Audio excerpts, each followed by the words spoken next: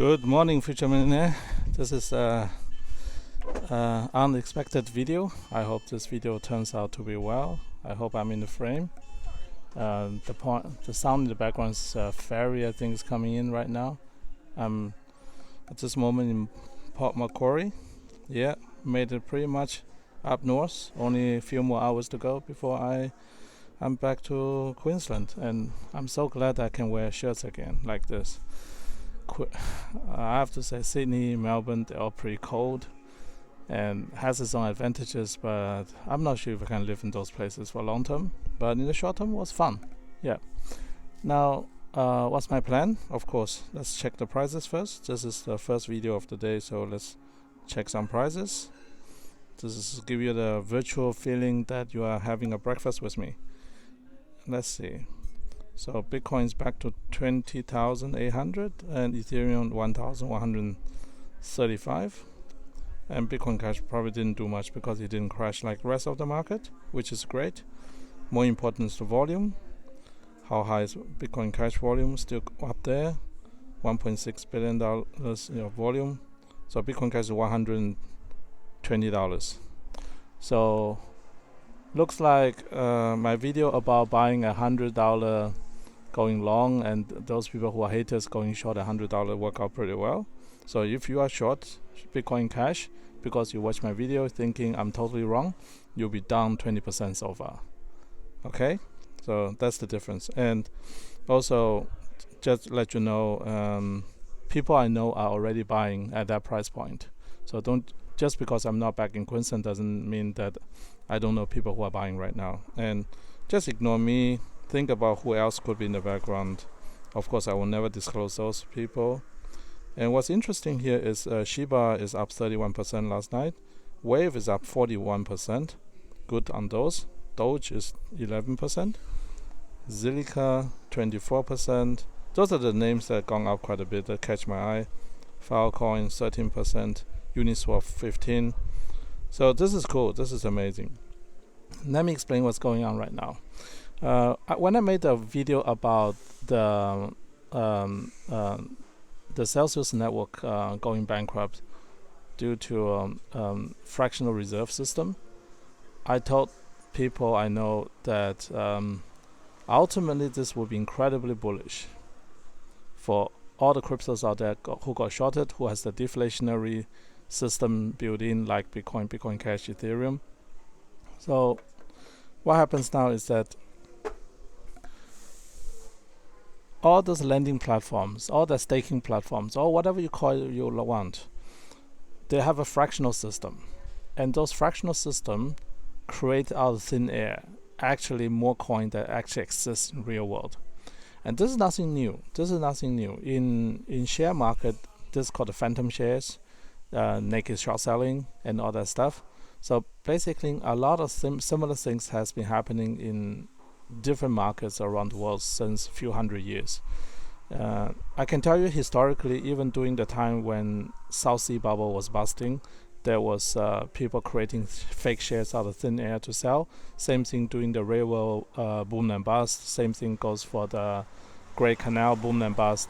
All the things, or East Indian Company boom and bust. Every single big boom and bust cycle in the history of humankind, people have been trying to create assets out of thin air and then juggling them. Basically realize a lot of people deposit more than they withdraw, therefore it's just logical to lend out more than they actually have on hand and create an accounting trick so that everybody thinks they're getting rich. In reality, nobody's getting rich.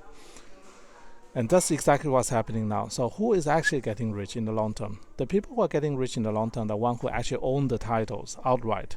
So in the share market, for example, I follow the example of Warren Buffett, where he owns his shares outright. Means he has his own share certificate issued to himself, put in the safe deposit box. Therefore, it cannot be lent out, it cannot be short sold against, it cannot be multiplied against, and so on and so forth. So that part does not become a naked short sell position against himself. The same thing is happening with crypto right now. If you own crypto on any of those networks, whatever network you may be, the best advice I can give you is to withdraw the coin. Like I said on the day when Celsius went down, withdraw your coin. If you withdraw your coin and put in your own ledger, Nano, or any of those digital or physical or paper wallets that you hold yourself, that means you own the actual asset yourself, then you are safe. If you don't do that, you are not safe. You are not safe because you could easily end up one day, wake up, you think you are rich because you own X, Y, Z amount of Bitcoin, Ethereum, Bitcoin Cash, but then overnight the lender goes down, or overnight the network goes down, overnight the company that's supposed to hold your coin is gone bankrupt, gone missing, the founder died, whatever things, you know it. Anything like this has happened before in crypto, and it will happen again and again, because all this didn't start with crypto. All these things started with many other asset classes in the past. A lot of people tried to do the same trick before, and that is the reason when I started investing in crypto many years back, I made this very committed decision of making sure the coin I own is accessible only to my entity and no one else, and it's not leveraged, and it's not lent against, it's not staked at, whatever you can think of, because I'm giving up this all the potential leverage upside for the 100% downside potential, which means the worst case scenario can happen to me and to my investment. That's the reason you can still see me going everywhere, traveling, having a great time. In fact, literally the last few months are the best time of my life. I couldn't give you any more detail than that, but I may just assure you the last few months has been absolutely the most amazing time I ever spent in my life anywhere. So the reason I can do all that despite crypto going into winter stage and completely freeze over is because I protected my downside, 100% downside protection, which means the only scenario that can kill me financially in the crypto space is when every single computer in the world goes offline, every single copy of Bitcoin, the original Bitcoin protocol, goes offline, and every single one of those copy goes destroyed, goes missing, so that it cannot be recreated, the blockchain cannot be recreated again. Mind you that Bitcoin network and Bitcoin Cash is the same. This is the only protocol that you can actually hashing it by hand. If you don't believe in, just Google hashing Bitcoin by hand. You can literally create a blockchain on piece of paper and continue do the entry and hashing and so on a piece of paper with human brain power. That is how amazing the technology is. So you have to destroy every physical, digital, and whatever copy of the original Bitcoin network, then switch off every single computer and make them all disappear. Only then I'll lose my coin. Only then the value of my coin goes to zero, and I truly lose everything. What is the likelihood that to happen? Think about that. Versus the likelihood a private-owned opaque network goes down because the founder doesn't have enough money to fund the exponential growth of its lending platform. Compare these two scenarios, then you know the odds of me failing is exceedingly small compared to everyone else. So I prevent the chance that I will lose all my coin. That's the first thing I do. Second thing I do is that I prevent myself from trading my coin. Why do I do that? Because I was a trader for 10 years. I used to be trading 16 hours a day. So there's a habit being formed. For 10 years straight, active trading 16 hours a day. That is a habit you cannot get rid of, regardless how hard you try. It's like a drug addiction. And once you know that, the only way you prevent yourself from becoming addicted again from trading is by not having the access to that drug. Lock it away. And therefore I lock away the coins. So to prevent myself from trading it. If I would have not done that, I tell you sincerely, I know myself well enough. If I didn't do this, I have lost all my money by now. I guarantee you. I guarantee you I've lost everything. And the reason is simple, because my habit when I was trading silver was leveraging up to 20 times, sometimes 30 times the market, the value of my assets. Because my downside limitation was by limiting the amount of money I put into the account, not by limiting my leverage on the account itself.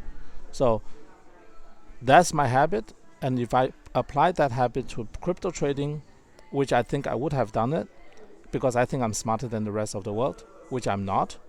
But if I thought that way, if I think I had a chance, because I was successful in Silverpit. That means automatically I'm successful in a selective crypto space. That would have my thinking, because a lot of things are similar.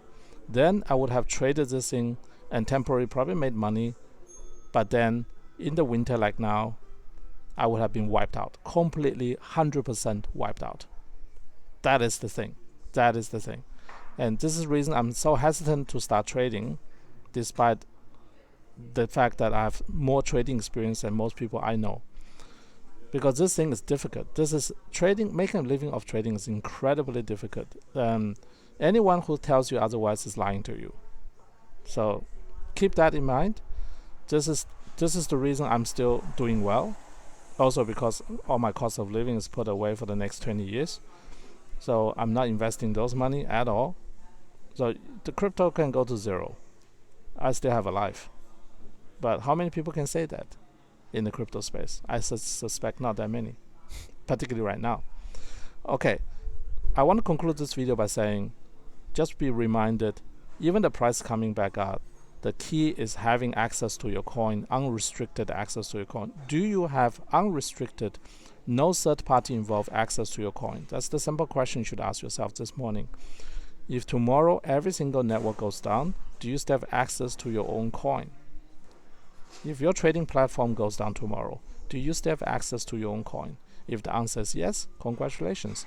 If the answer is no, what are you waiting for? You should withdraw your coin. Last but not least, when you withdraw the coin, you reduce the leverage. You're forcing a reduction in leverage. And that is by itself is going to improve the price for the actual coin you withdraw. That's a nice side benefit as well. Alright, thanks for watching this video. I'll give you a panning shot. This is a beautiful spot. This is called the point. Give you a penny shot. That's my car. Finally, I can wear nothing but a t-shirt. The breakfast. Nice restaurant. The usual thing. Okay? Alright, thanks for watching. See you in the next one. Bye.